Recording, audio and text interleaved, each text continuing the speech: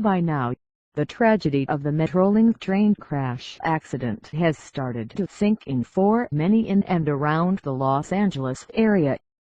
Metrolink commuter train 111 was making its regular run between downtown Los Angeles to Ventura County, California when it ran a flashing red signal and slammed into an oncoming freight train.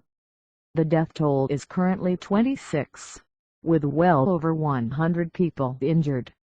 The local community is in shock and searching for answers. Why did the commuter train run through the flashing red signal? How could this disaster have been prevented? It is being reported that a dispatcher may have tried to warn the engineer that he was about to collide with a freight train, but the call came too late. It is also being reported that boys, who had befriended the train operator, may have traded text messages with operator just prior to the crash. Metrolink has a policy against use of cell phones by commuter train operators.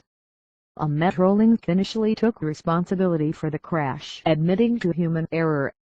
At the request of the Metrolink board, that spokesperson resigned. Metrolink representatives now deny responsibility pending the outcome of an investigation by the National Transportation Safety Board.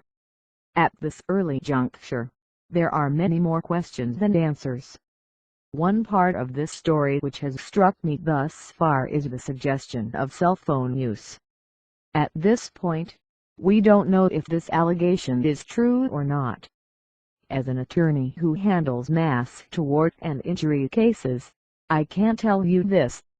Cell phones are the cause of too many accidents, many of which occur when the driver of a car is distracted by their phone while driving. While some states and cities have outlawed the use of cell phones while driving, too many states still turn a blind eye to the dangers of cell phone use while driving.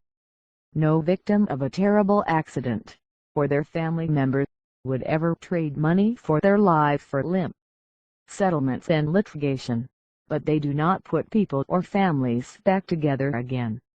As a society, we need to decide to prioritize safety so that accidents and crashes such as the one in California last week do not occur in the first place. Unnecessary injuries cause unnecessary hardship. With healthcare costs continuing to escalate, injury prevention benefits society as well as individuals.